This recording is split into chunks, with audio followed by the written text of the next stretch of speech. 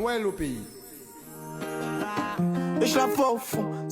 Au pays s'arrête aujourd'hui à Sainte-Luce, au bord de la mer, pour un pique-nique pas comme les autres. Et c'est Yemina et Laura que nous rejoignons pour cette belle escapade gourmande. Coucou Yemi. Coucou Laura. Ça va? Ah bah et toi? Il fait chaud. Hein. Il fait chaud. Moi j'ai hâte de rentrer. Mais avant de rentrer, j'ai hâte de manger ce que tu m'as préparé. Donc c'est un pique-nique. Comment ça t'est venu l'idée de faire un pique-nique? C'est assez novateur. Alors du coup moi déjà j'aime beaucoup la plage. Je vais à la mer une fois par semaine. J'aime bien rassembler mes amis, ça fait vraiment partie de moi et donc j'avais envie de pouvoir proposer à notre clientèle martiniquaise et touristique des plateaux, des pique-niques, des dîners aux chandelles sur la plage ou à la rivière, dans des lieux insolites. Voilà, on n'y pense pas forcément. C'est vrai que nous-mêmes, organiser un pique-nique comme ça, ce serait pas forcément, ce serait faisable, mais quand je vois ce que tu as fait là, franchement, ça vaut le coup. Yemi propose des pique-niques à la carte en fonction des envies de ses convives.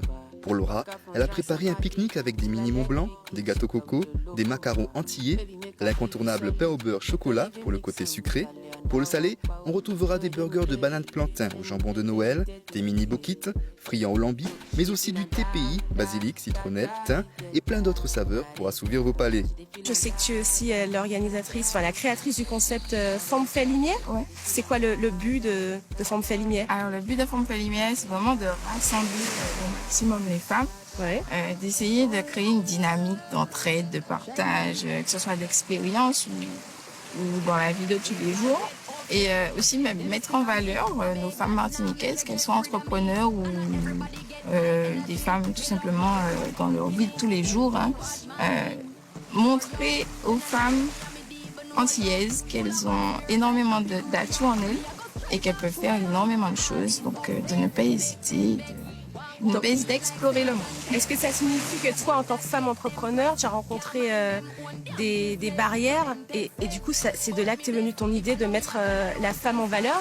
Moi, j'ai un dicton que j'aime beaucoup. Malais en forme, c'est malais toute forme. On est d'accord. Et donc, on vit très souvent les mêmes malheurs et je ne sais pas pourquoi la femme a parfois du mal à échanger avec les autres femmes. Et donc, voilà. Il y a une espèce parfois de rivalité. Toi, ce que tu veux, au contraire, c'est fédérer. Fédérer les femmes ne signifie pas non plus exclure les hommes. Alors, on n'est pas ce que tu me disais. Je ne suis pas une féministe. Il faut les deux. D'ailleurs, dans notre concept, nous avons énormément d'hommes, que ce soit nos photographes ou des hommes qui nous aident à la sécurité. Ils sont vraiment dans le concept. Ils apprécient être avec nous et nous apprécions qu'ils soient avec nous. Ah bah c'est génial.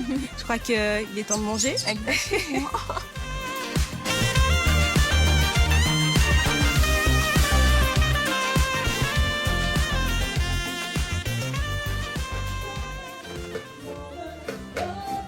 Nous laissons Laura déguster son pique-nique pour rejoindre Hubert dans un tout autre cadre.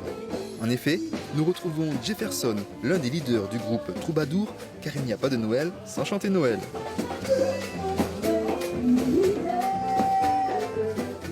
Salut Jefferson, c'est une soirée assez spéciale, une nuit avant Noël dans une formule assez originale. En effet, effectivement, par rapport à la crise sanitaire, il a fallu s'adapter. Et là, c'est l'une des solutions qu'on a trouvées, en fait, que la ville du Lamentin a trouvé avec la collaboration avec Madame Rotardato. Et je crois que ça plaît, on n'a pas le choix, on est bien obligé de trouver une solution. Et puis, regardons, on s'amuse ce soir, n'est-ce pas? C'est-à-dire qu'on s'adapte et on se rend compte que le public participe également. Ça veut dire que ce côté de Noël, bien sûr, la féerie de Noël, elle opère même si les temps sont difficiles, même si on est en période de crise. En effet, parce que vous savez, les troubadours, c'est vrai qu'on s'est toujours préparé, comme d'habitude. Par rapport à la première annonce du confinement, on s'est dit qu'on ne va pas s'arrêter, qu'on va quand même travailler. Donc on a commencé à répéter en janvier comme d'habitude, à faire de nouvelles créations. Et puis ça paye, la preuve, les gens sont là, ils sont présents.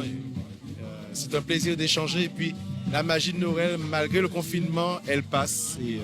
Est-ce qu'on peut dire que Troubadour s'inscrit dans une nouvelle dimension, une nouvelle lignée de groupes de chanter Noël? Vous êtes bien sûr dans la musique traditionnelle, mais avec une touche moderne, on dirait. En effet. Après, c'est vrai que Troubadour, c'est une association qui est très large, ça veut dire en matière d'âge, de 15 ans jusqu'à 60 15 ans à peu près. On a toutes les générations et ce qui fait que comme nous avons aussi plusieurs leads de générations, ils se mélangent. Donc c'est pour ça qu'on a une musique assez variée et complète. Au vu des conditions sanitaires, c'est un public atypique qui s'est réuni pour assister à ce concert. Des fans de chanter Noël à bord de leur voiture. Et le concept fonctionne très bien. Ça se passe très bien. C'est vrai qu'on appréhendait la formule parce qu'on a l'habitude d'avoir vraiment l'énergie des personnes en face.